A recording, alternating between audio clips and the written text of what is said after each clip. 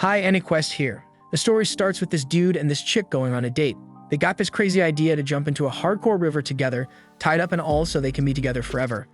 But Dan Fate pulls a nasty trick on them because out of nowhere, this evil truck Cohen rolls up, smashing through the forest like a madman and takes them both out.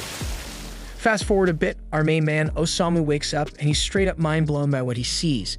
This fine lady explains it ain't heaven, but she's a guide for peeps like him who end up in this world. She goes by Annette and she spills that Osamu got chosen and transported to this whole new world. A fearsome dragon flies by as Annette explains that this world is all dark and messed up, and Osamu's got to be the hero and bring some damn light to it. But Osamu doesn't see himself as no hero. He was just some regular dude trying to off himself with his girl, and now he's stuck in this strange-ass world. Annette's getting ready to give him some motivational speech to make him want to be a hero, but she's straight up shocked when Osamu does his thing and ODs on some poison pills. Annette cleanses his body of the toxins, but Osamu says that she's just bothering him. Annette straight up demands that Osamu become a hero and fulfill his crazy mission of saving this messed up world. But Osamu is just looking for a way to stop living, so he keeps munching on the pills, but Annette reminds him that he's the freaking chosen one. Osamu fires back, saying he never asked to be chosen. But Annette drops the knowledge that Truck Kun is actually a truck from another world that does some selection stuff. Out of all the unhappy people in Osamu's old world, only the ones struck by Otherworld Truck Kun get a chance to redo their lives in this new world. It's like a freaking world transfer service from Annette's world. Getting hit by Truck Kun means he was feeling hella miserable in his old life, so he got this chance in the new world. Osamu finishes off popping some more pills and he's all pissed, saying that dumb truck messed up the happiest moment of his life, his plan to peace out. He straight up tells Annette they ain't got no right to decide who was unhappy. But from her perspective, she saved him from a life so damn miserable that he was ready to end it all. Annette eventually decides Osamu's whining ain't worth jack because he's bound to change his tune once he peeps his stats. Every single human brought to her world gets gifted with some crazy superhuman powers. But damn, she's shocked when she finds out Osamu's weak as hell. Dude's got only one measly hit point and he is also still poisoned even after she detaxed him. Annette straight up can't believe someone could be this weak, so she goes on a desperate search, hoping to find some special skill or badass ability in Osamu. And damn, she's horrified when she discovers he's got absolutely nothing. She's never seen such a weak otherworlder in her life. Sick as a dog, Osamu tries to bounce, but Annette stops him and finally admits he must have ended up in this world by mistake. She figures that he won't be able to survive in this world, and she's shocked when Osamu finally shows a bit of confidence. He straight up tells her that what she just said sounds more like his real life. Osamu explains that he's always been labeled a failure, no matter which damn world he's in. Annette apologizes again for the screw-up and asks him to stick around for a bit. This world's mad dangerous, filled with monsters and whatnot, so his life's gonna be over the second he steps outside. But Annette's stunned when Osamu tells her not to sweat it because he's looking for his final resting place anyway. The reason she's so shocked is because Osamu is unlike anyone else she's ever met. Annette used to take pride in guiding otherworlders, getting all hyped up to meet them. But soon she realized how stuck up and full of themselves they were. She felt like all she did was kiss heroes' asses all day, so she shut herself off. But now her whole world's been flipped because Osamu's a whole different breed. Osamu gets ready to step into the dangerous new world, but Annette begs him to at least choose a profession first. Dude straight up declares he doesn't need a profession because he's born a Dan writer. And with that, he bids farewell to the girl with the beautiful ears. As he leaves, Annette dramatically declares that she finally gets it. The thing she's been waiting for all along was for this man to enter her life. Outside, Osamu realizes he can't read the writing in this world, but he knows there ain't gonna be any cafes for him to chill at. Suddenly, a voice pops into his head, announcing that he scored 5 experience points for discovering a new area. Osamu wishes that annoying voice would shut up because he's got migraines and all. But then an even louder voice declares that Osamu leveled up to level 2. Just then, a tree comes crashing down and a girl screams as she gets attacked by a monster. She pleads with Osamu to help her because he's an adventurer, but Osamu just stares at her, thinking about how people in this world got some funky ear shapes. She keeps begging for his aid, but Osamu straight up asks for her permission to write a novel about her. Eventually, Osamu realizes that she actually wants him to save her, so he tells her to hold on a second. He half-heartedly tries to reach out to her, but ends up saying he can't reach out. She asks him to use a sword or cast a spell or something, but the monster grabs hold of Osamu too. All he says is that he can't breathe, and the girl explains that the tree is siphoning their life force. They only have a few minutes left before their lives are over, but Osamu says that's a damn good news. He finds joy in his final moments and says his goodbyes to the world. The girl begs him not to give up, but Osamu ain't responding at all. She's stunned that her life's gonna end in such a weird way, but she's even more shocked when the tree gets engulfed in darkness and explodes. Osamu, against all odds, is still alive, much to his disappointment. And that voice announces that Osamu dealt 300 damage with his poison. The girl is straight up blown away as this dude, in the midst of this epic adventure, takes down the monster by making it absorb his poison instead of his life force. Osamu levels up to level 3, and the girl wonders if he is poisoning himself. Then she starts wondering why he's fronting like he is weak when he is actually pretty damn strong. But Osamu explains that this kind of crap always happens to him. Dude wants to stop existing, but somehow he keeps surviving. He's tried to off himself to the afterlife 5 times, but it never goes right. At one point, the girl has no clue why he's so down in the dumps, but she's grateful he saved her life, so she thanks him. She offers to take him to her house so he can rest, and he introduces himself. But when Osamu touches her hand, he's reminded of his girl Sachin and wonders if she ended up in this world too. The girl gets all pissed and tells him her name is not Sachin. She tries to drop her real name on him, but Osamu's already daydreaming about Sachin. The girl gets hella frustrated because he's straight up ignoring her, but he got a legit reason. Osamu just found a purpose to live in this new world. He goes over his last memory with his girl and declares that he's gonna find Sachin wherever she is in this world. His declaration ain't exactly what it seems because he wanna find her so they can commit double unalive again. Meanwhile, Annette is praying to the god of her world, hoping they protect Osamu. She also wishing to meet him again someday, and her wish comes true when Osamu comes back. She couldn't be happier to see him, but she's straight up shocked when his new cat girlfriend is there too. Annette can't even believe he already has a girl by his side. But she keeps it cool because Osamu has a question. He want to know if Annette met a girl named Sachin. Annette is straight up horrified to hear there's a third woman in the mix. Osamu bounces because Annette got no info on Sachin, but the cat girl reassures him he gonna find her. She want to swing by the castle town of Roth before hitting her house, but she is shocked when Annette appears, trying to stop them from holding hands. Annette thinking that's some shameless behavior, but the cat just want to know why Annette tagging along. Annette is too shy to answer, so the cat figures it out. She must be in love with Osamu. Of course, Annette denies it and says it's just her job to protect the weak otherworlder. Being an otherworlder is why the cat realizes Osamu is so damn strong. But Annette says that he is actually weak as hell. The two start arguing about how weak he is, but the cat spittles that Osamu killed a monster and saved her life. Annette is horrified because saving her life means they got close, and she starts calling the girl a thieving cat. Right then, Osamu announces he found something dope, a real comfy bed. But it's actually a freaking coffin, and he tells the girls to wake him up when they reach the town. Osamu says goodnight to Annette and Tama, but the cat is all mad because that ain't her name. Osamu was already knocked out though, and Annette shyly points out that he called her the right name. So Annette takes on the task of dragging Osamu in his coffin, but Tama wonders if that really her job as a clergyperson. As they keep walking, Tama's getting fed up with driving that damn coffin around, so she tells Osamu to get out and walk on his own 2 feet. But there's no response, and she starts worrying that Osamu might have actually kicked the bucket somehow. Annette checks his stats, and Osamu seems to be fine, so he's probably just knocked out. They're pretty close to the castle anyways, so Annette asks Tama to suck it up a bit longer so they don't have to wake him up. Meanwhile, inside the coffin, Osamu's peacefully dreaming about his beloved Sachin. And no matter where she is, he's gonna find her so they can both die together. A while later, they finally reach Roth, the castle town. Annette and Tama open up the coffin to let Osamu out. Osamu takes a look around the town, and he's damn sure now that he ain't in the same world no more. But before they do anything else, Annette suggests they head to the castle and have an audience with the king, but they end up leaving the coffin right in the middle of the road. At the castle, King Thomas and his daughter Charlotte are happy to meet them. And since they gotta be dead tired from a long-ass journey, the king offers them all a place to crash in the castle chambers for the night. But before that, he wants to hear some of Osamu's pleasant experiences. Osamu can't think of too many pleasant things to talk about, but he did enjoy that coffin ride gear, so he tells the king he's gonna show him what it's like to sleep in a coffin. Out of context, that might sound like a threat and all, but Annette quickly switches gears and compliments Charlotte on how fine she looks. The king mentions that Charlotte's actually getting married soon, so he's looking for some advice about her suitors. Thomas calls for the dudes to be brought in, and that's when we meet the warrior Gomes and the wandering minstrel of love Otto. Lately, because of the wrath of the demon lord's influence, monster activity's gone through the roof, but Thomas is too damn old to handle it himself, so he decides one of these two fellas is gonna become Charlotte's husband and the next king of Roth. Problem is, Charlotte ain't too keen on the idea because she ain't picked a husband yet. That's why he's leaving the choice to a bunch of strangers he just met 10 damn minutes ago.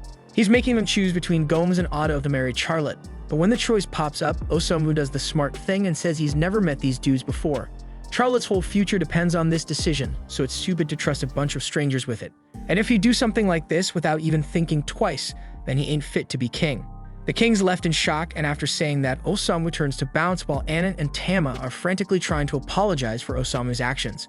They try to explain that Osamu's from another world so he can be a bit blunt sometimes. But the king says it's cool because he ain't the type to hold a grudge, and it seems like Charlotte's taken a liking to him. Later that night, while everyone else is knocked out, Osamu spends his time gazing out the window. So Annette gets up and asks if he's having trouble falling asleep. Osamu tells her he just never sleeps well. Annette wants to seize the moment to learn more about Osamu, so she asks him to spill about Sachin.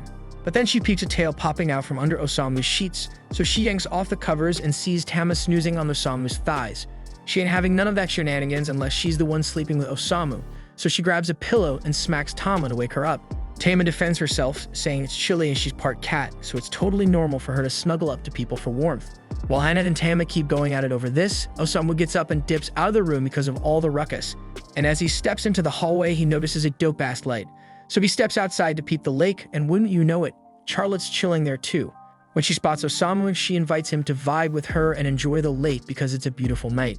Osamu agrees, saying the place is so damn beautiful that it makes him feel like he wants to take a forever dive in the lake. Charlotte's shocked to hear him say that and asks if Osamu's got enough problems to make him one off himself. But from what Osamu's seen so far, Charlotte seems like way more trouble than him. After a bit of silence, Charlotte opens up to Osamu, spilling that she can't make up her damn mind about Gomes and Otto. Gomes just got to the castle, but he's already the most dependable soldier they got. And her dad believes in Gomes' strength, so she thinks she should probably go with him. But Otto has been her homie since they were kids, and whenever she felt down, he read her a song and play it to lift her spirits. She doesn't know if she should choose a hubby she loves or one who'd be the strongest king for her dad's sake. Osamu chuckles to himself and says Charlotte's hella kind for worrying about her dad's opinion this much, unlike Osamu, who's tried to cancel his subscription to Life multiple times, always causing problems for his family in the process. But he's never let someone else decide how he's gonna live his life. He thinks Charlotte should make a decision based on what she wants, and to do that, she gotta figure out her true desires. The next day, King Thomas summons Osamu and the crew back to the throne room. He apologizes for the inconvenience, but says he's calling them there because Charlotte's finally made up her mind about who she's gonna marry. He wants them to be witnesses to her choice. Annette is convinced Charlotte's gonna pick Gomes because she's likely to put the kingdom's needs before her own. Tama, on the other hand, thinks Otto's a way better match for her. Thomas tells Charlotte to walk up to the man she's chosen and speak her vows to him. So Charlotte starts walking, but instead of going to Otto or Gomes, she grabs Osamu's hand and says she wants to drown in the lake with him. Nobody can believe their ears, especially Annette, who collapses to the ground. Charlotte goes on to explain her reasons, saying that after talking with Osamu last night, she thought long and hard about who to choose, and that made her realize something. At first, she was leaning towards picking Otto because he always sang to her when she was feeling down. But now she remembers he'd sing to her even when she wasn't sad. He was even singing last night, and he never said he was in love with her. So he probably just wanted to perform his latest song for someone, and Charlotte happened to be there to listen. And as for Gomes, he's a no-go because he stinks something fierce. The king straight up be asking Charlotte to think again and choose a damn husband. But that's some crazy-ass shit to worry about because she already said she wanted to die with Osamu. Charlotte ain't taking none of that and snaps back at Thomas, telling him it was a dumbass move to force her into marrying someone without even asking for her opinion, like she never even wanted him married in the first place. Thomas never took a moment to consider her damn feelings, but Osamu, he actually gave a damn about what she thought and respected her decision. Now, Osamu is why Charlotte picked his ass, but before he can respond, Gomes takes off his helmet and says he never would have thought his cover would get blown because of his stench. Then he transforms to his true form as a servant of the Dark Lord and starts spilling that he planned to snatch up this kingdom by becoming its king and handing it over to the Dark Lord. But that shit's all ruined now that Charlotte saw through his disguise. Osamu looks at Charlotte and asks if she figured out Gomes was a freaking demon, but she ain't got a freaking clue. She just said he stank because he really does stink. That means Gomes blew his cover for no good reason, but he ain't ready to admit he messed up. Now that his cover's blown, he says he'll just kill them all. This is the kind of situation where a badass priestess would be hella useful, but she's still knocked the hell out. Tama tries to wake her up while Gomes is busy dealing with the guards. But damn, the guards ain't lasting long, so Tama has got to grab Annette's body and bounce to avoid getting squashed by a freaking pillar. Since Annette won't be waking up anytime soon, Tama takes matters into her own hands and starts throwing down with Gomes. She's level 14, so she should be able to hold her own in a fight. And since she'll go against him, Otto offers to play her a song because he's rocking at level 89. Normally, it would give her a boost, but turns out Otto's just playing his freshest track, and it ain't got no special effects, but Osamu seems to be liking that hood classic song. Tama ain't got no other choice but to start whooping ass on her own. As Gomes charges at her, Tama ducks and lands a kick straight to his face. She follows it up with a cat punch, but it doesn't do much damage to Gomes, so he sends Tama flying in return. He then says he's going to put everything into his next attack and tear Tama to shreds. But before he can do that, Osamu grabs his attention and asks Gomes to eliminate him and Charlotte first. Gomes thinks Osamu's playing around, but Osamu tells him that now that Charlotte's free from her dumbass father's grip, her first wish is to go out with a bang alongside of Osamu. And Osamu ain't one to pass up a chance to die, so he asks Gomes to do him this favor. Gomes agrees to off him, but he says after that he's gonna take out the king and burn the whole damn city to the ground, taking out everyone in it. Osamu doesn't give a damn about what Gomes does because he'll be dead by then anyway, but Charlotte's starting to have second thoughts about biting the dust. As Gomes charges at them, she tells Osamu that she can't let herself die just yet because she wants to stay alive and protect the kingdom. Osamu's glad to hear that Charlotte finally knows what she really wants. Just when she wants to stay alive, he pushes her out of harm's way and takes the full brunt of the attack himself as Gomes keeps charging straight at Osamu. Charlotte tries to convince him not to get himself impaled, but luckily, right at that moment, Anna wakes up and uses her power to create a shield of light to protect Osamu from Gomes' strike. She's vowed to never let Osamu die as long as she's by his side. So as Gomes tries to break through her shield, he ends up shattering his damn horns in the process. Now that Gomes is defenseless, Tama lands a blow that sends him flying through the castle wall and into the freaking lake. Both Tama and Annette are relieved they made it through, and since Anna really came through for Tama, Tama feels the need to show her some appreciation. Annette also thanks Tama for her help, and the two of them seem to be getting along a whole lot better now. And Otto is still here, playing his heart out like he doesn't have a care in the world. Charlotte's got a lot to process after that crazy incident, but then her dad rushes up to her, begging for forgiveness for not giving a damn about her feelings before. Osamu was right about Thomas not being fit to be king, and now Thomas realizes he ain't even fit to be Charlotte's father. So he sincerely asks Charlotte if she's willing to forgive him. Charlotte gets down and tells her old man that she forgives him. And from now on, she wants to have a lot of talks with him about the future of this kingdom and their own selves. Thomas is mad happy that he made amends with Charlotte, and Charlotte's thrilled her pops finally gets where she's coming from. But all Osamu can think about is how Annette and Tama messed up his perfect chance for a game over. A while later, Thomas admits he ain't cut out to rule the kingdom, so he gives up the throne to Charlotte, who's now doing everything in her power to keep the kingdom safe. And Otto's still cooking up tunes because he ain't got nothing better to do. Meanwhile, Annette and Tama are busy hauling Osamu's coffin to their next stop, chatting about how bold it was for Charlotte to become queen at 16, but they're sure it's gonna work out somehow. Osamu pops out of the coffin and says what really matters is that Charlotte made the decision for herself and she's standing by it, and that's something Osamu finds beautiful. After dragging Osamu around for a long time, Tama asks Annette if they can chill because she's beat. They put some serious miles behind them, so Annette figures it's cool to take a breather. Once they stop, Osamu cracks open the coffin and wonders if it's food time yet. Annette offers him some bread, but this dude Osamu's all about that boiled tofu, so if she ain't got any, he's just gonna go back to sleep. After the break, Tama asks how much longer till they hit the house, and since Annette's holding the map, she says it looks like we got a few more days before they reach her hometown. But before that, Annette asks to make a stop at this Whiten temple. Tama ain't care about the delay, but she asks why Annette needs to go there, prompting her to start explaining the ice cat process. Usually, peeps from other worlds come into this realm through one of 4 temples and then head off to battle the Dark Lord. But since Osamu's mission is to find Sachin instead of taking down the Dark Lord, Annette wants to check out the temples to see if they can dig up any info on where Sachin's at. But if luck ain't on their side, they might have to globe-trot their way around. But Annette's all in, ready to ditch it all for Osamu. Real talk, she ain't want Osamu going toe-to-toe with the Dark Lord, even though it's her job to convince folks to do just that. She's just looking out for Osamu, not trying to see him in harm's way. Tama calls her out, saying she's smitten with Osamu. Annette denies any impure intentions, even if it's painfully obvious at this point. She claims Osamu breathed new life into her work when she was feeling burnt out, so now she's on a mission to help him find his missing person. That's all. Tama asks if that means Annette would be cool if she found out Sachin was actually Osamu's lover or something. Even though the thought hurts, Annette still wants to see it for herself. By the way, Tama was wondering if Annette can even roll into this Whiten temple since she dipped out on her job for this road trip. Annette ain't sweating it because she's tight with the head honcho at this Whiten temple, and it ain't like she coasted her work either. She had her familiars drop off her official resignation letter for her. And coincidentally, that same familiar is back and munching on Osamu's head. After patching up Osamu, Annette gripes about her sidekick always stirring up trouble. And now that she's vocalizing it, she's realizing it was a mistake letting that thing handle the delivery of her resignation letter. Her suspicions hit the bullseye when her familiar vomits her letter, making it seem like she coasted her work without a heads up, and she's pointing fingers straight at the familiar. Watching the familiar fail so hard at its one job lights up Osamu's face with a smile, seeing as he's a bit of a failure himself.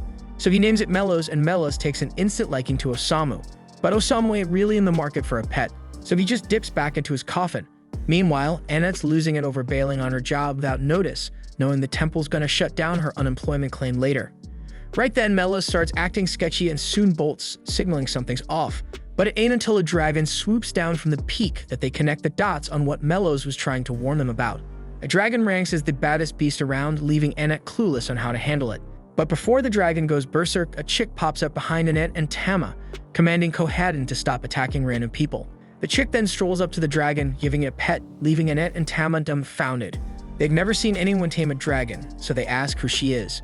But she just turns to them, saying the area is crawling with monsters, warning them to leave before they get hurt, and seems like one of their crewmates already bit the dust. Annette apologizes for the mix-up and clarifies that Osamu's still kicking is just a quirky otherworlder who's into napping in a coffin. The moment the chick learns Osamu's not from around here, a switch flips in her head, tossing off her cloak to reveal she's a dragon girl, vowing to wipe out all the otherworlders. The sheer power radiating from her is off the charts, so when she zaps a blast their way, Annette barely manages to block it for a hot second with her shield. But her shield ain't cutting it as the blast still packs a punch. They're left scattered on the ground, realizing this dragon chick's power is on a whole another level. Still, they ain't backing down when it comes to protecting Osamu, so they rise up ready to throw hands once again. But this dragon girl ain't having none of their interference, so she brings down heavy pressure, forcing them back to the floor. While they're pinned, she stands over them, letting Annette peep the mark on her neck, a mark Annette knows is that of the wrathful Dark Lord. This Dark Lord's about to end Annette and Tama, but before she can do the deed, Osamu steps up, telling her to chill with the violence towards the others. He tells her she's got beef with folks from other worlds, and that means the one she's after is him. Osamu tells her she can do whatever she pleases to him, and since he ain't resisting, the Dark Lord agrees to leave the others be. In a split second, she punches right through Osamu's chest. As he hits the floor, this Dark Lord declares herself as Waldelia, telling Osamu to rest in peace forever. But as she's bouncing, Osamu gets back up, laughing at the fact she actually stabbed him. He can sense the hate in her because he once felt the same, even had thoughts of stabbing someone. Dude went as far as penning a threatening letter back in the day, so he knows how it feels to be consumed by hate. Waldelia is getting spooked now, but Osamu keeps pushing closer and touches her cheek, dropping that dying man charm. He says he's down to hear her story, but Waldelia ain't falling for his game that easy. She calls for her ride Kohadin to scoop her before things escalate. Once she dips, Osamu hits the ground again, because his chest wound is still wide open. But Mellows ain't gossing just yet, finally pulling his weight and hauling them to the temple. Isha sees Annette's messed up, rushing to her side. But Annette asks her to take care of Osamu first because he's in worse shape. Isha sees it's really bad, so she calls for every potion and priest available to help Osamu recover. The next day rolls around and Osamu's back on his feet, but he ain't cool with that. So the first move he pulls is snagging a bottle of poison to drink. While he's on that mission, Annette gives props to Isha for all her help and promises to return the favor down the line. Annette then drops a question about this otherworlder named Sachin to Isha, but Isha's drawing a blank on that name. Isha figures Sachin must be posted up at some other temple. More importantly, Isha asks Annette why she's suddenly rolling with an otherworlder. She was shocked when she heard Annette bailed on her work, but deep down she's low-key relieved because she knew Annette was too soft-hearted for that line of work. But Isha ain't down with Annette teaming up with an otherworlder because she's seen firsthand that most of them are just shady characters. These folks get divine gifts to take down the Dark Lord, but they all call their gifts as overpowered skills and use them for dumb shit like starting a failing rap career. One of these jokers is called Kotaro, and he was unfortunately given the power to destroy the world's economy by mass-producing gold coins like crazy. He tries to charm the girls by offering to buy them whatever they want in exchange for a good time, but Isha ain't having it. She tosses his gold right back to his face and tells him to bounce because she's in the middle of a serious chat. Kotaro was a headache, but he kind of proved his own point that otherworlders aren't good people. Annette tries to vouch for Osamu, claiming he's not cut from the same cloth as the rest of them, but Isha ain't buying it because Osamu's vibes scream trouble.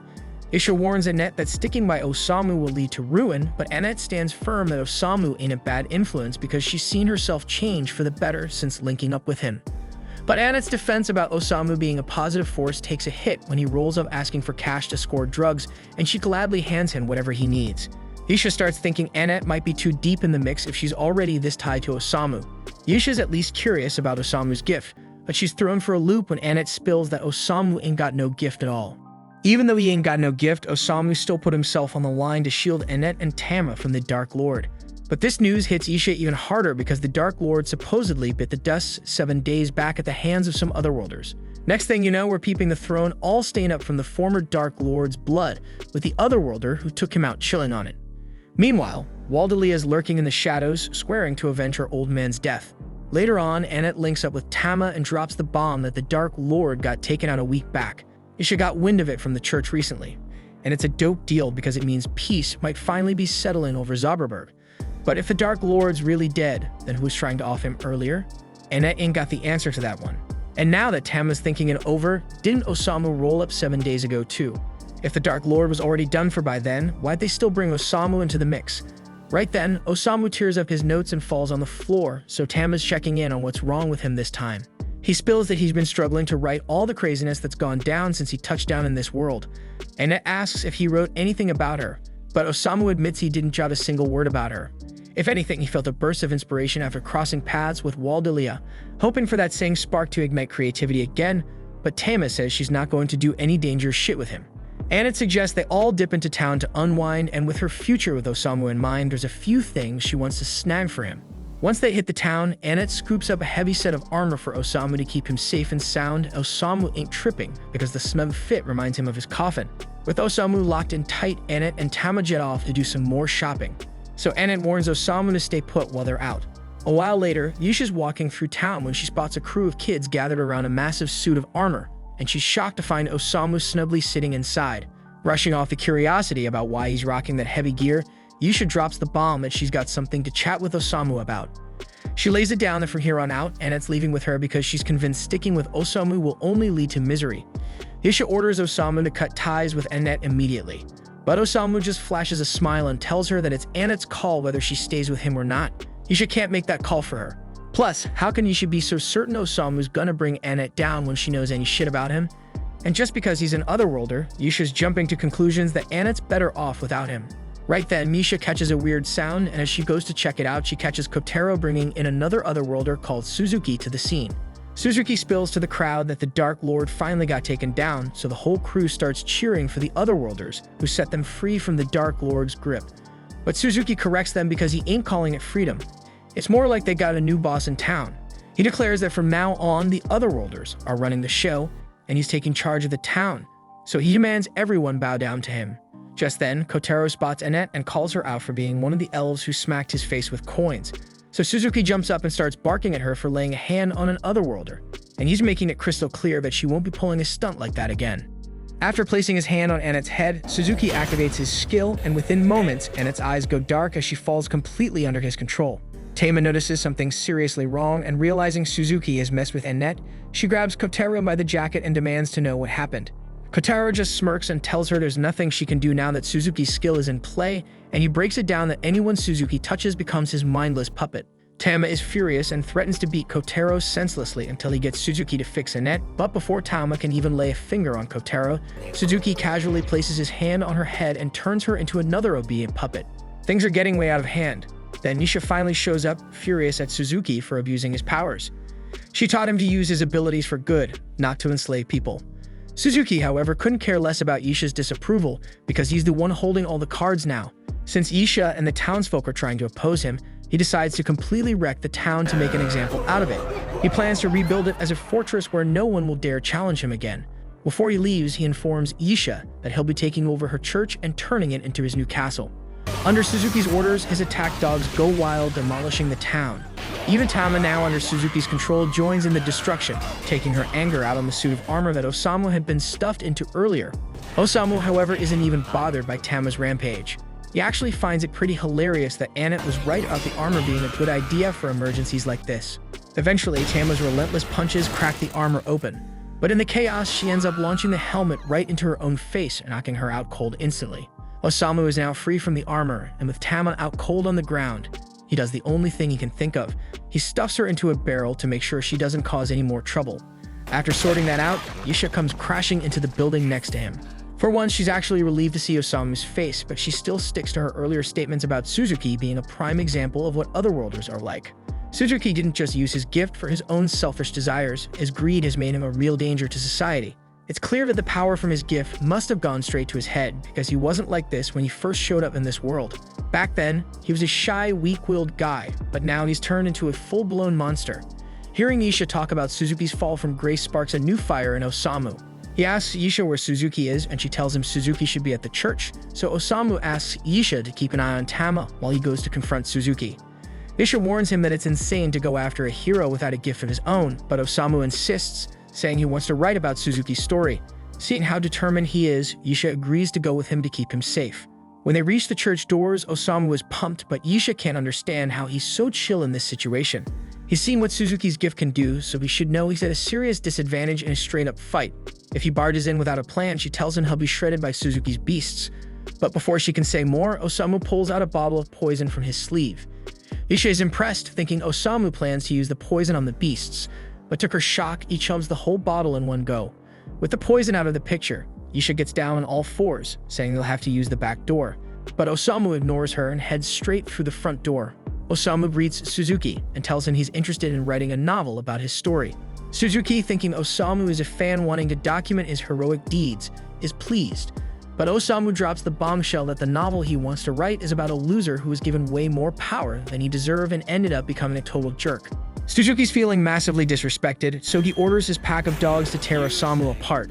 Osamu's just standing there like he's on vacation, so Yisha jumps in to defend him. She casts a spell that sends lasers right into the dogs' heads, but she's getting overwhelmed and Suzuki's remaining beasts start launching fireballs at Osamu. With Yisha out of commission, it's looking like Osamu is about to have a very bad day. Just when it seems like all hope is lost, the fireballs get deflected by a floating helmet and fly right back at Suzuki. Turns out Melos is using the helmet to deflect the fireballs, because the armor's got this nifty trick of bouncing off low-level spells. Kotaro is freaking out, realizing that Osamu's got some serious plot armor going on. But Suzuki's not sweating it, he's got one last trick up his sleeve. Suzuki orders his great wolf to attack Osamu. As the wolf bites into him, it starts to decay and collapses.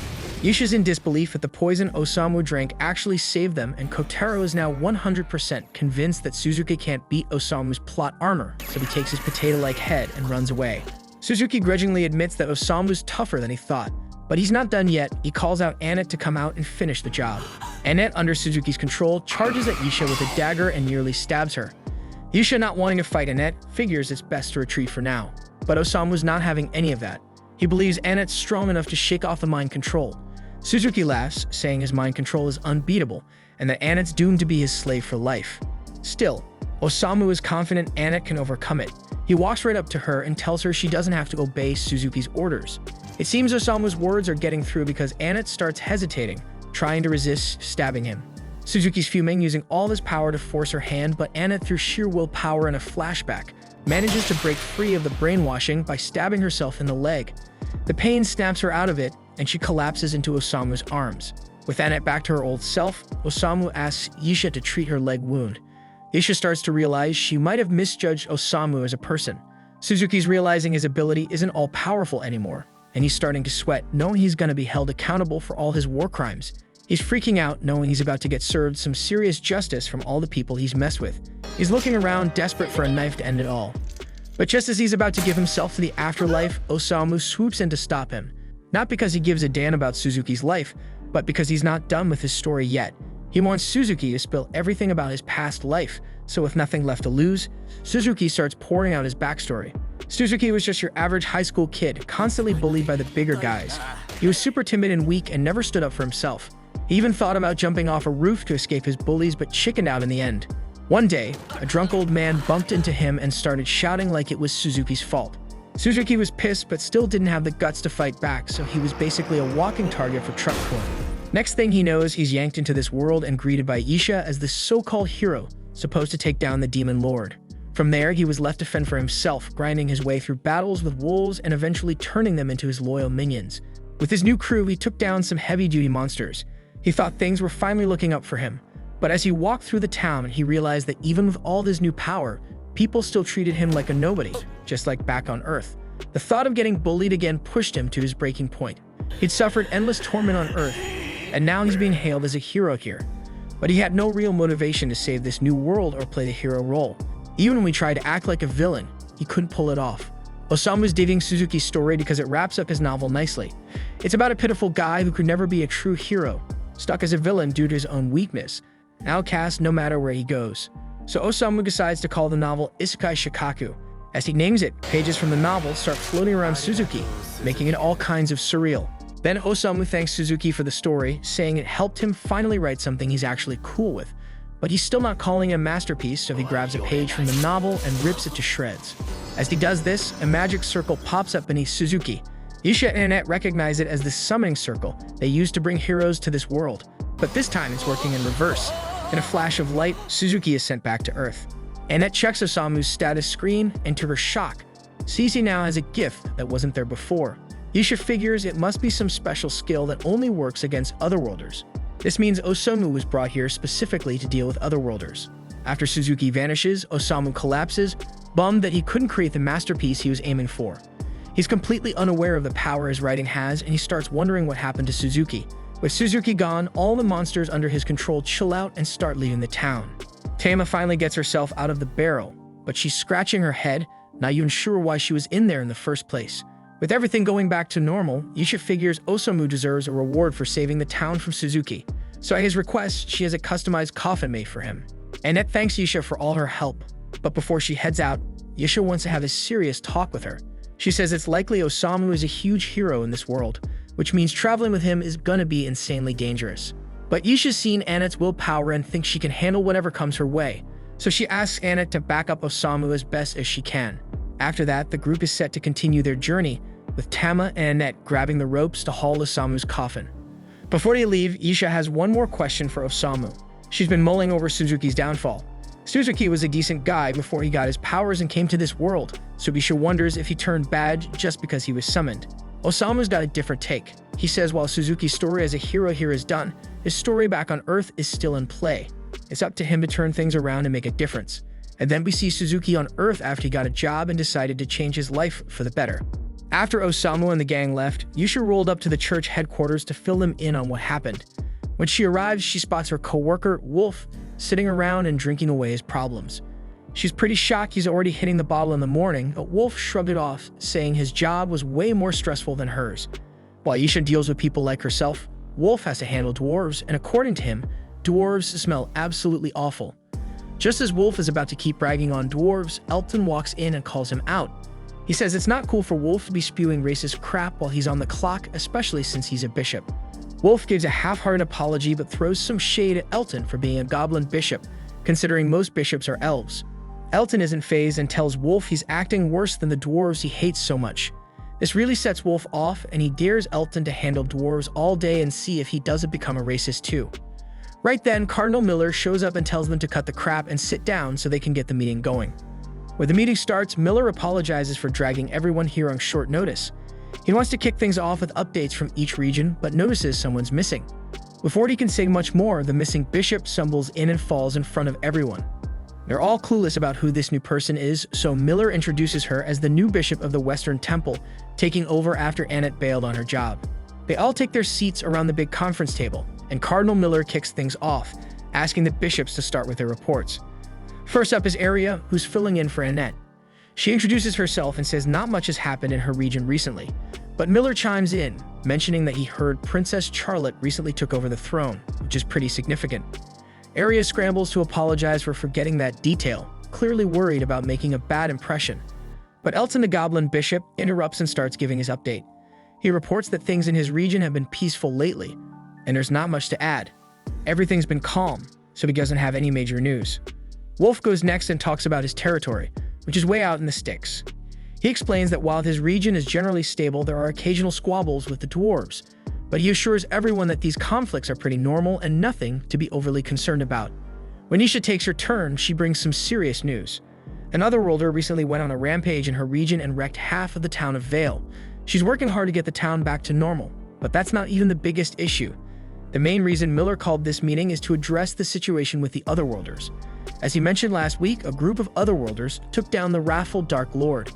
Because of this, the Pope has decided to seal the magic circles that link their world to the others and put Truckcoin on indefinite paid leave.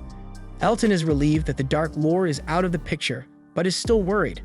The 7 Otherworlders who defeated him have claimed his former territory and announced they're going to turn Zauberberg into their idea of a perfect utopia. This whole situation is shaping up to be nothing short of a declaration of war, and it's got the Pope seriously shaken. The Otherworlders were initially seen as divine saviors, angels sent from above to rescue this world from doom. The Pope had a genuine affection for them and saw them as key allies. But now it seems they've turned against him, which is a huge blow. The Church is bracing itself for an imminent threat, and it's not just the Otherworlders they have to worry about. There's also the chaos they've been spreading across various regions and the mysterious disappearance of the Dark Lord's daughter from his fortress. It's hard to believe that the Otherworlders, who were once the Church's greatest allies, are now its biggest adversaries. If they join forces, they could end up being a far greater threat than the Dark Lord ever was. Arya is understandably anxious about how they'll tackle such formidable opponents. However, Isha might have a potential solution, and she reveals to the group that there's an Otherworlder with a unique ability, one that allows him to send Otherworlders back to their own world. This revelation shocks everyone, but if Isha's theory holds water, then Osamu's gift might just be the key to sending these invaders back where they came from. Just as they're digesting this news, the Pope makes a surprise appearance. His arrival catches everyone off guard, but he's visibly relieved to hear about this potential solution. He asks Isha to provide more details about this person with a remarkable ability. Meanwhile, within the Dark Lord's former domain, 2 of the 7 Otherworlders who helped defeat him are staying behind in the castle. The remaining 5 have dispersed to different regions, each intent on claiming new territories for their emerging empire, and the 2 left behind are eagerly watching to see how things will unfold. Back with Osamu and the others, they finally reach their destination. Tama is thrilled at the prospect of a good night's sleep in a real bed, but then she gets a system notification. Thanks to all the coughing and hauling she's been doing, her level has jumped to 17. Leveling up is usually great news, but Tama's less than thrilled about how it came about.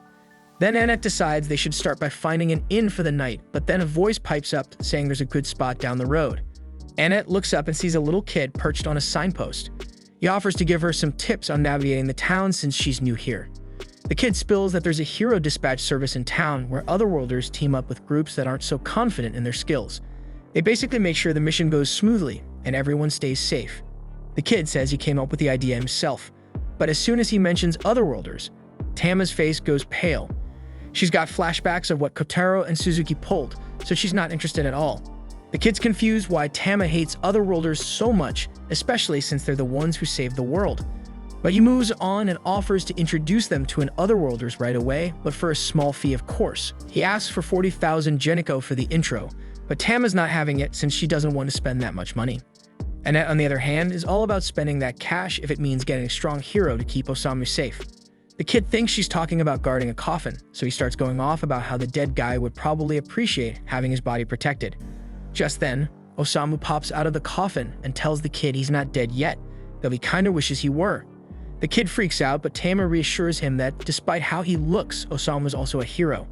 The kid's not convinced though, and he snatches the money from Annette and says he'll bring the hero to their inn later tonight. Tama is still skeptical, but she admits having a strong hero on their team would be great since she wouldn't have to lug the coffin around anymore, but Annette, on the other hand, actually enjoys pulling the coffin. Later that night, Annette and the others are hanging out at the inn, waiting for Nurm to show up like he promised. But then Osamu tells Annette straight up that the kid isn't coming, and that she's been scammed. The innkeeper overhears and asks if they're waiting for a kid named Nurm. When Annette confirms, the innkeeper breaks it to them that Nurm is known around town as a young con artist. He's never even met a hero, so there's no way he could introduce Annette to one like he claimed. Annette's devastated about losing 40,000 Geniko, and Tama tries to calm her down. Osamu's curious about Nurm, so the innkeeper explains that Nurm is an orphan who just showed up in town one day and has been scamming unsuspecting travelers ever since. He's a pain for the town, but sometimes the innkeeper feels sorry for him since he's on his own with no one to set him straight.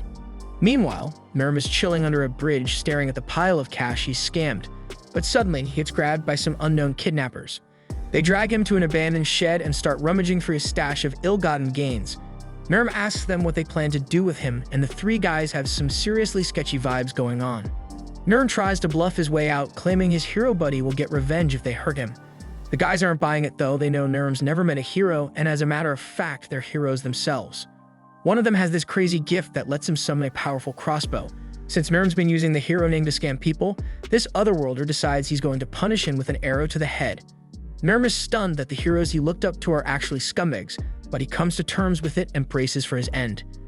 Just as the Bowman is about to shoot, Osamu shows up, pushes the guy's hand, and redirects the arrow right into the knee of the metal guy standing next to him. Osamu confronts the villains, telling them they have no right to call themselves heroes when they act so despicably. His words, however, fall on deaf ears as one of the villains with glowing eyes uses his skill to analyze Osamu. To everyone's shock, he discovers that Osamu is an otherworlder as well. This revelation puts everyone on edge as they are unsure of Osamu's powers. Upon closer inspection, the appraiser realizes that Osamu is critically injured, with only 1 point of HP remaining and currently poisoned. This discovery initially calms the Bowman, who now believes he can easily defeat Osamu. But as soon as Osamu hears the Bowman's threat to end him, his interest is piqued and he strides purposefully towards them. The appraiser starts to panic as Osamu's health stats begin to rise rapidly, and Osamu taunts the Bowman to shoot him straight in the heart. Believing this to be a trap, the Bowman decides to retreat, fleeing with his companions.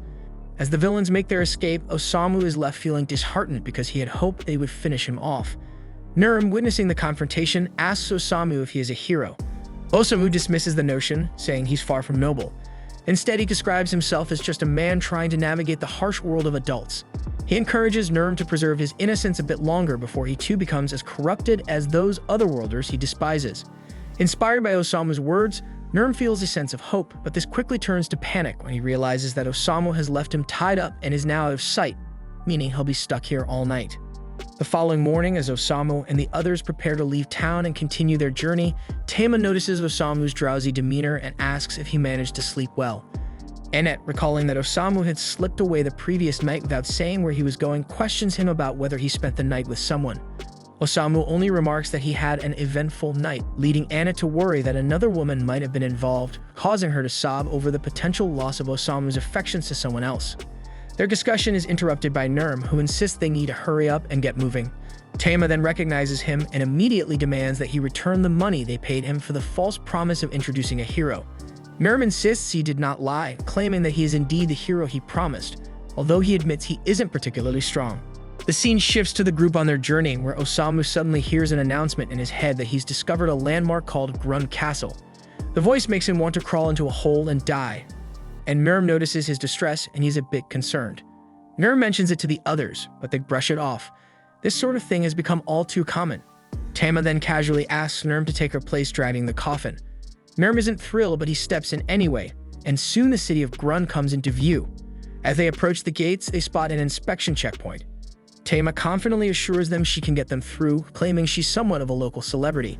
But as soon as the guards recognize her, they surround the group and promptly arrest them. The scene cuts to them in a dank dungeon, where Annette is praying to God for deliverance, but it's clear that divine intervention isn't coming. Nurm mentions that the guards have taken Tama to another cell and starts speculating that they might be in this mess because of her. He even wonders if Tama had the guts to steal from royalty or commit some other heinous crime. Annette, loyal as ever, defends Tama, insisting she's no thieving cat. Meanwhile, Osamu, in his twisted way, is getting excited about the possibility of execution, pondering all the different ways they might be put to death. Nurm tries to stay practical and suggests they escape, even if it means leaving Tama behind. He begins picking the lock, much to Annette's dismay, who believes a valiant warrior shouldn't be skilled in such dubious arts. This depresses Nurm, while Osamu angrily laments that his dreams of a grand execution are being dashed. All the noise they're making attracts the guards, who quickly discover their escape attempt and bind them with ropes. Osamu, still weirdly optimistic, asks if they're going to be executed, and the guards can't help but think he's a total creep for actually being happy about it. Later, Osamu and the others are brought before King Siberian. The minister Briard informs them they'll be executed for their crimes. Annette and Nurm are baffled, having no idea what crimes they're being accused of. The king then reveals that they're being sentenced for kidnapping his daughter Matilda, and it's a crime worthy of execution in his eyes.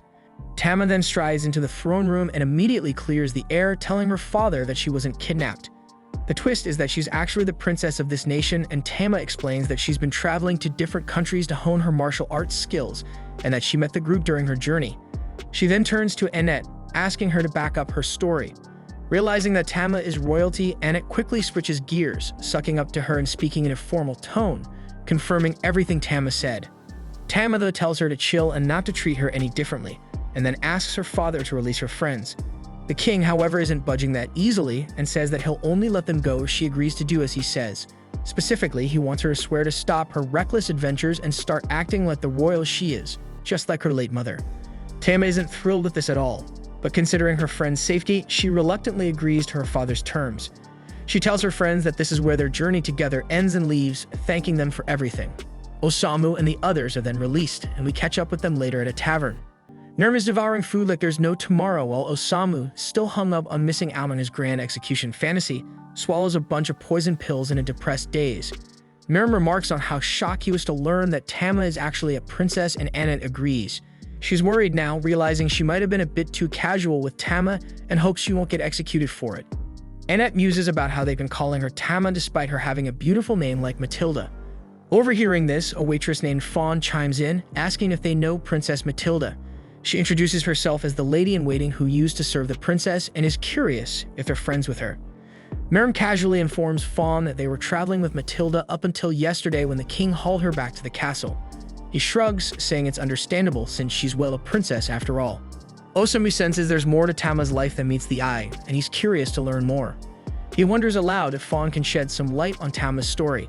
He mentions that when he first met Tama, she was trapped by a tree monster, and now she's been confined to the castle by her father. He finds her intriguing, despite her royal status. Annette quickly warns him not to dig into Tama's past, reminding him that she's a princess, while Nurm advises him to stop calling her Tama so casually. But Osamu doesn't care about her title. To him, she'll always be Tama. Hearing his genuine sentiment, Fawn agrees to share Matilda's past. Meanwhile, elsewhere in the castle, Tama reflects on the surprise on Nurm and Annette's faces when they discovered she was a princess. She notes that Osamu, in contrast, remained his usual self, and she wonders what they're up to now. Just then, she notices a man standing on the roof of the throne room, and suddenly, the roof collapses. The king rushes to see what's happening and finds a man casually sitting on his throne. The man expresses excitement at the thought of tasting demi-woman flesh. The king demands to know who he is, and the man introduces himself as Kaibara, claiming to be one of the 7 heroes who defeated the Dark Lord and saved the world. However, he now goes by the title Fallen Angel of Gluttony, and the king realizes with horror that Kaibara is one of the infamous 7 fallen angels. The king is shocked and wonders why Kaibara has come here. Kaibara calmly explains that he intends to devour the entire nation. Sensing Kaibara's overwhelming power, the king realizes that he is gifted. The soldiers accompanying the king refuse to let Kaibara have his way and charge at him. But Kaibara, using his gift, summons enormous fangs that devour the soldiers. He chews them thoroughly, but he's unimpressed by their taste, explaining that he's rather particular about what he eats. He then tells the king that he has a preference for the flesh of women, especially the tender meat of a demi-woman. The remaining soldiers are visibly angered by Kaibara's arrogant demeanor, but the king orders them to hold back, and Briard realizes that the king himself is preparing to fight. The king declares that Kaibara won't leave the throne room alive and readies himself for battle. Kaibara is thrilled at the prospect of facing a warrior king and tries to devour him with his monstrous fangs. However, the king skillfully fights off the attack and strikes back with a powerful thunder-based martial arts technique. But to the king's shock, the attack has no effect. Kaibara laughs, explaining that while such a blow would have killed a normal person, his body is currently as tough as steel since he recently devoured a bunch of golems. Unfazed, the king begins to prepare his ultimate technique. Seeing this, Briard realizes that the king intends to eliminate Kaibara rather than capture him. The king confirms this, stating that a bastard like Kaibara doesn't deserve mercy after slaughtering his men, so he vows to destroy him with a single decisive strike. But just as he's about to unleash his attack, Matilda enters the room. Kaibara's eyes light up with twisted excitement as he finally lays eyes on a beautiful demi-woman, and Matilda's heart sinks in terror as she recognizes him as the monster she had sensed before. Determined to fight, she tears her skirt to prepare herself for battle, but her father sternly orders her to stay back, telling her that she can never replace Leon. Back at the tavern, Fawn reveals that Matilda once had a twin brother named Leon, who was the crown prince destined to inherit the throne. With Matilda's kindness and Leon's valor, everyone believed that their nation was headed for a long era of peace. But 10 years ago, tragedy struck when a storm caused a cave-in, killing Prince Leon and the Queen on their way back to the castle. The king was devastated by their deaths and fell into a deep depression. Matilda was unable to bear seeing her father so broken, so she made a bold decision. She asked to have her hair cut to look like Leon's and vowed to take her brother's place, hoping to ease her father's pain. But instead of bringing them closer together, this act only deepened the rift between them. Back at the castle, the king tries to warn his daughter that her martial arts skills won't be enough to defeat Kaibara, but Matilda is offended and recklessly charges at him. Kaibara is almost amused and nearly devours her with his twisted gift, but the king intervenes, sacrificing his right arm to save her. Kaibara, curious about the depth of parental love, expresses disappointment, noting that the king won't be able to unleash his ultimate technique with his arm in such a state. To taunt them further, he shows Matilda her father's severed arm in his mouth, enraging her. She attempts another attack, but Briard steps in, knocking her unconscious and swiftly fleeing with her. Frustrated that his meal has escaped, Kaibara decides to save her for later, shifting his focus back to how he should enjoy the king. Meanwhile, back at the tavern, Annette thanks Fawn for sharing Tama's story. Nurm asks Osamu what he's been scribbling, but before he can answer, Briard bursts in, relieved to see Fawn. Carrying the unconscious Matilda, he reassures them that she's only fainted and explains that they barely escaped with their lives. The castle of Grun has fallen to an evil otherworlder who appeared out of nowhere. Suddenly, a loud blast echoes from the direction of the castle, and the citizens of Grun witness their captured king displayed for all to see. Kaibara, now standing before them, introduces himself as their new ruler. With a twisted smile, he assures them that there's no need to worry, promising not to oppress them. Instead, he reveals his true horrifying intentions. He only wants to feast on the flesh of demi-humans, specifically targeting women and children. The men, he says, can continue working as usual. One brave soul hurls a rock at Kaibara, but he's swiftly consumed by the monster. Kaibara, feigning surprise, admits that perhaps it was misleading to claim he wouldn't eat men. Now that they've angered him, he declares that the men will be on the menu too. As panic spreads and the demi-humans attempt to flee, Kaibara coldly informs them that it's pointless. He's already stationed Dark Lord's former minions throughout the town to prevent any escape. With a chilling laugh, he promises to see them all at the dinner table before retreating back into the castle. Osamu is totally hyped by this unexpected twist, thinking Tama is the ultimate tragic heroine. First, she was held captive by her own father, and now she's the princess of a fallen nation. But he knows Tama isn't the type to just roll over and accept this fate. He urges her to wake up and take control, to show him how her story really plays out. In the meantime, we see Tama dreaming of her mother, who tells her something important to always remember. Tama wakes up suddenly and realizes she's in Fawn's house. She steps outside, surprised to see her friends there, and asks what's going on. Briard breaks the news that Kaibara has taken over the royal capital and is literally trying to eat the citizens. Tama is so furious now and tries to bolt for the castle, but Briard holds her back. She insists she needs to stop Kaibara, but Fawn also steps in, warning her that she doesn't stand a chance, especially since even the king was defeated.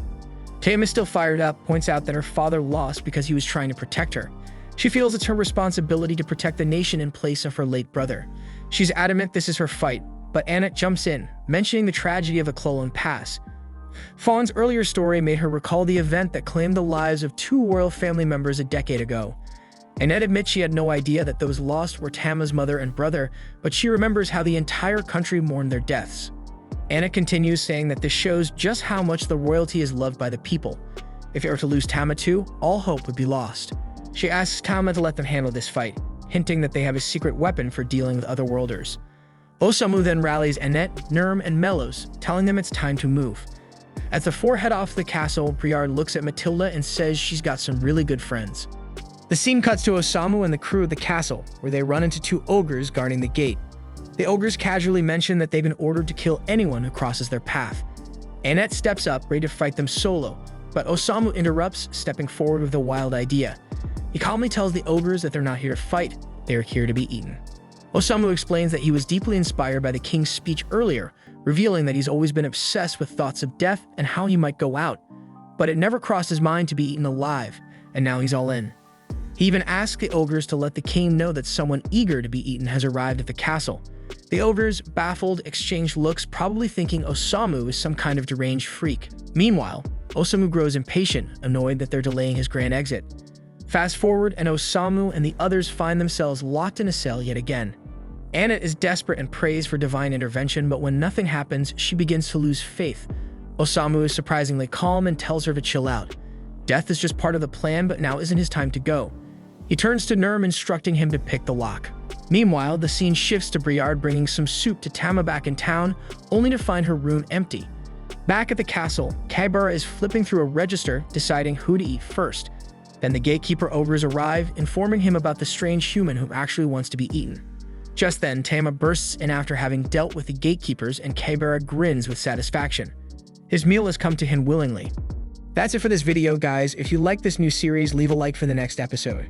And subscribe for more Anon content. Thanks for watching. Bye-bye.